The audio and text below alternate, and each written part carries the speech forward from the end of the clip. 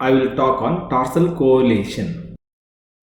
Tarsal coalitions are genetically determined failures of bony segmentation that follow an autosomal dominant inheritance pattern. They occur in 1 to 2% of the population, are bilateral in 50% of the affected patients, may or may not produce symptoms. Presentation.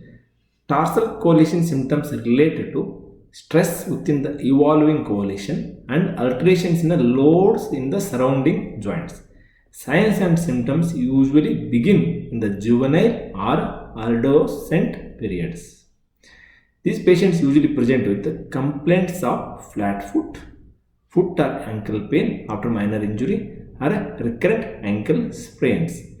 Physical examination findings include limited subtalar motion and prominence inferior to the medial malleolus. Differential diagnosis includes posterior tibial dysfunction, tarsal tunnel syndrome, chronic lateral ankle instability, sinus tarsi syndrome, complex regional pain syndrome. Imaging should include standing anteroposterior and lateral radiographs, 45-degree oblique films to assess the calcaneonavicular joint, and Harris heel views. An elongated anterior process of the calcaneus or a cortical C shape over the middle facet should arouse suspicion of coalition. CT scans confirm the diagnosis and morphology of the coalition. Coalitions include a large spectrum of tissue type involvement, including fibrous versions that may be subtle on MRI or a CT, but may show increased uptake on bone scans. There is one study in JBGS and bone scans. In this study, they say routine radiographs, computed tomography, and magnetic resonance imaging revealed no major abnormality, whereas technetium 99M bone scan consistently showed slightly increased isotope uptake in the middle facet.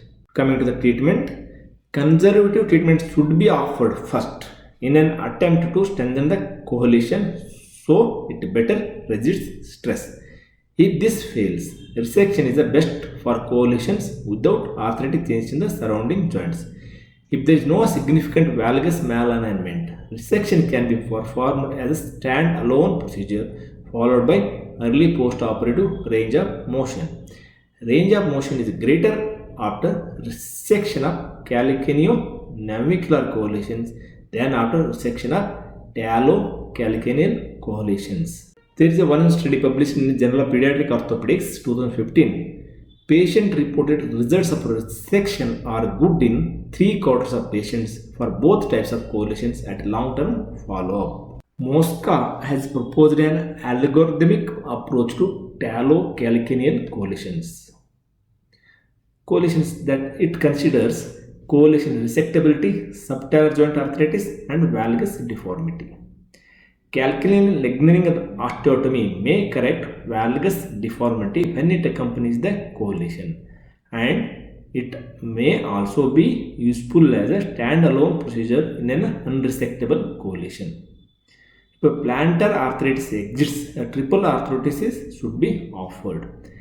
Calcaneal lengthening osteotomy fully corrected the valgus deformity and provided short-term to intermediate term pain relief for 5 patients in whom the talocalcaneal tarsal coalition was unresectable. The study suggests that an algorithmic treatment approach is justified. Treatment of the valgus deformity appears to be as important as that of coalition. Conclusion. Tarsal coalition is a genetically determined condition, bilateral in 50% of the patients. It presents with a flat foot or ankle pain after minor injury or a repeated ankle sprains. Do routine investigations. If the routine investigations are normal and you still suspect a tarsal coalition, bone scan can help you. Try conservative treatment in all patients. If not responding, then you can do a resection if it is feasible.